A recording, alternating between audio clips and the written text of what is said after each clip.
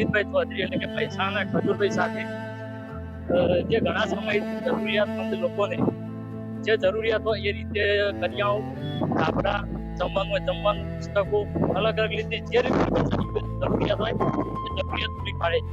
અને આજે હું પણ એમની સાથે જોડાઈને હું પણ ઘણા સમયથી જોડાયેલો જ હતો, પણ આજે વિચાર્યું કે ચલો આપણે એક બ્લોગ બનાવી વિડીયો બનાવીએ અને એમની સાથે જઉં છું. આજે કોઈ દાતાશ્રીના સહયોગથી શાકપુરી અને રસનું આયોજન કરેલું છે અને જે ગરીબો ઝોપડપટ્ટીમાં વિતરણ કરવા જઈ રહ્યા છે.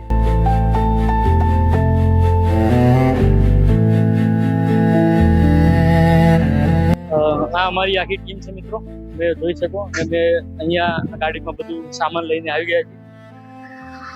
નિકુંજભાઈ, ચિરાગભાઈ, રાહુલભાઈ, ચિરાગભાઈ, રાહુલ, જયેશભાઈ, આપણા મુકેશભાઈ, મયંકભાઈ, પોલિયો કહી દો.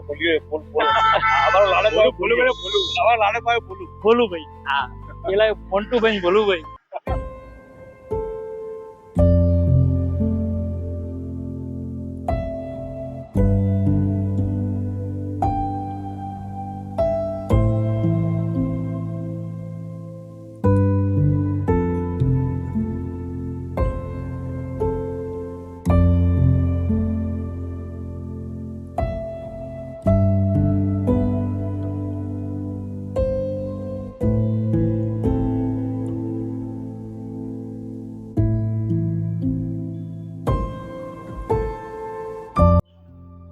તો અમારી ટીમ અત્યારે આખી વિતરણ કરી રહી છે અને હું મળાવું જીનિતભાઈ ભાઈ લાઈ નહીં તું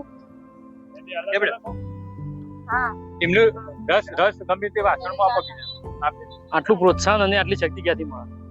આ લોકોને જોઈને જ્યારે આ લોકોને આપણે કંઈક આપીએ છીએ અને એમના દેશ ઉપર જે કુદરતથી સ્મિત આવે છે, જે હાસ્ય આવે છે, એ જોઈને બહુ ઠંડક મળે છે અને વધુ પ્રેરણા મળે છે કે હજી કંઈક કરીએ આપણા માટે. જો મિત્રો તમારે પણ આવા સેવા કાર્યમાં જોડાવવું હોય તો અમને કોમેન્ટ અવશ્ય કરજો અને તો પણ સ્વીકારીએ.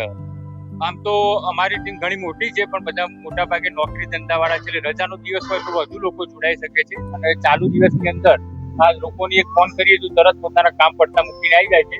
આ જયેશભાઈ પ્રજાપતિ છે, રાહુલભાઈ પ્રજાપતિ છે, નિકુંજભાઈ પ્રજાપતિ, મુકેશભાઈ ચૌધરી અને અમારા જે કેમેરાનું કામકાજ કરે છે, સોશિયલ મીડિયાનું હેન્ડલિંગ કરે છે, એવા અમારા મયંકભાઈ ચૌધરી. અને મને તો ઓળખો જ છો. ઓકે, ચલો મળીએ બીજા બ્લોગમાં. અમારી